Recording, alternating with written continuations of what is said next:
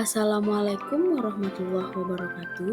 Halo semuanya, kembali lagi bersama saya Nadia Tirahmah dalam tugas Ruang Kolaborasi Topik 4. Baiklah, saya perwakilan kelompok 4 akan menjelaskan materi tentang penilaian dan evaluasi pemahaman dalam UBD. Yang pertama ada aspek kredibel. Perspektif kredibel mengacu pada kemampuan siswa untuk merumuskan pandangan atau sudut pandang yang didukung oleh bukti dan sumber-sumber yang dapat dipercaya.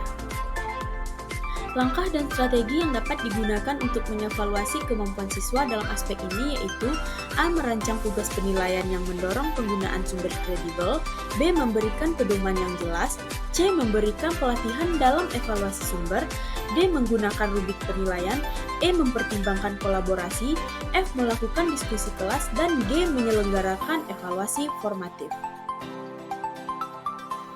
Penilaian dan evaluasi yang baik dalam aspek kemampuan perspektif kredibel di dalam UBD dapat membantu siswa mengembangkan keterampilan penting dalam pemikiran kritis, penelitian, dan analisis yang sangat berharga dalam pendidikan dan kehidupan sehari-hari.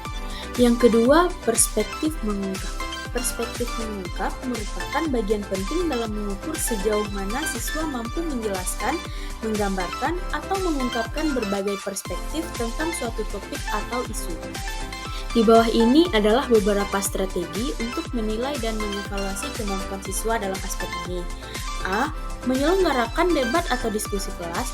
B. Mengajak siswa melaksanakan proyek kolaboratif secara berkelompok. C. Memberikan penugasan menulis. D. Menganalisis sumber-sumber beragam.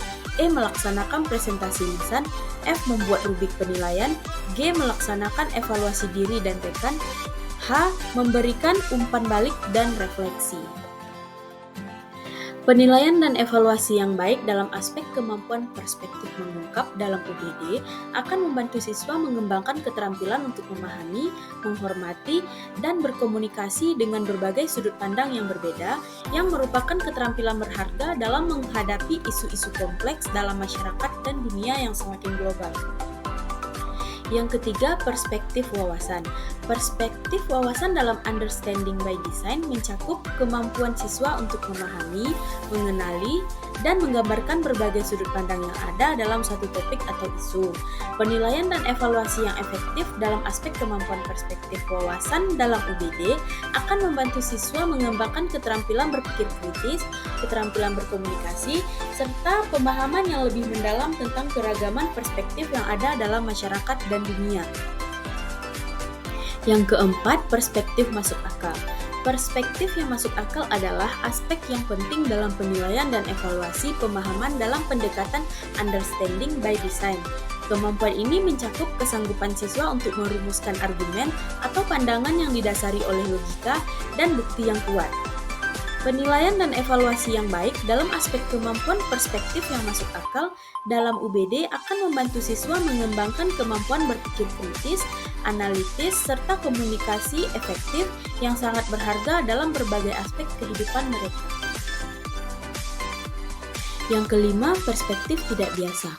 Perspektif yang tidak biasa adalah aspek yang paling penting dalam pendekatan understanding by design. Hal ini mendorong siswa untuk berpikir kreatif, berani, dan mampu melihat suatu topik atau isu dari sudut pandang yang tidak konvensional. Penilaian dan evaluasi yang efektif dalam aspek kemampuan perspektif yang tidak biasa dalam UBD akan membantu siswa menjadi lebih kreatif, berani, dan mampu berpikir di luar kotak yang merupakan keterampilan berharga dalam dunia yang terus berubah dan kompleks.